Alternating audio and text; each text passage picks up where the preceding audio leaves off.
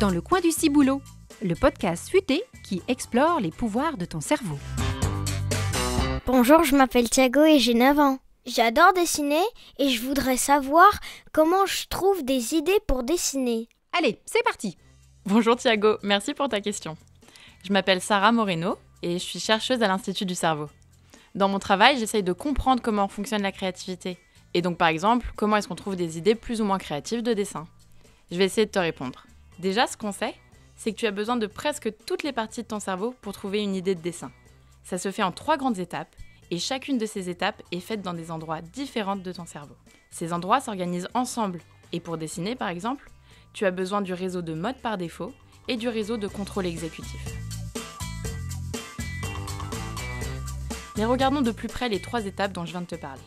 Quand tu te retrouves face à ta feuille et tes crayons, voilà ce que tu fais, et souvent même sans t'en rendre compte. D'abord, tu pars de tes souvenirs, de ce que tu as pu voir autour de toi, à la maison, à l'école, en promenade. Puis, tu transformes les choses de tes souvenirs.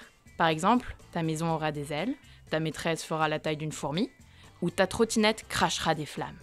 Et enfin, tu choisis l'option qui te plaît le plus, qui t'inspire le plus, et tu commences ton dessin. Et si l'idée, elle ne vient pas? Prenons un exemple précis.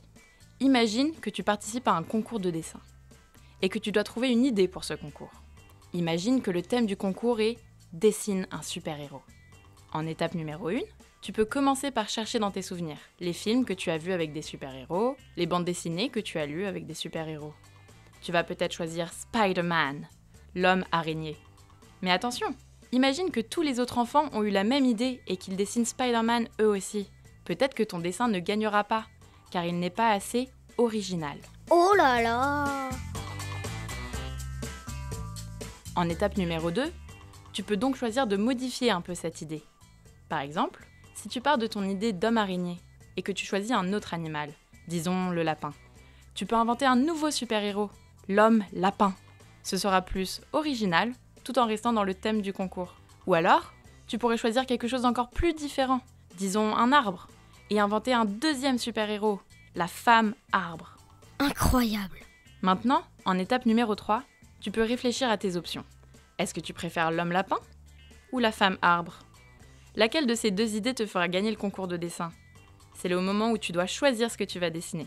Et voilà, quand tu cherches une idée de dessin, c'est ces étapes-là que tu suis, à l'aide de différentes parties de ton cerveau. Le cerveau, c'est fantastique! Je vais te donner un petit conseil avant de partir, Thiago. Pour faire de super dessins créatifs, tu ne dois pas être trop sévère avec toi-même. La plupart du temps, il n'y a pas de mauvaise idée de dessin, et tu ne peux pas te tromper en dessin. Ce n'est pas grave si ton dessin ne ressemble pas exactement à la réalité, tant qu'il te plaît. Alors, laisse ton imagination partir dans tous les sens, sans limite. C'est ça, le secret de la créativité. Moi, je suis super fort pour dessiner une fusée! C'était dans le coin du ciboulot. Maintenant, tu connais mieux les super pouvoirs de ton cerveau. Si tu veux nous contacter, rendez-vous dans l'espace junior du site internet de l'Institut du cerveau. Il y a plein de choses à découvrir. À bientôt!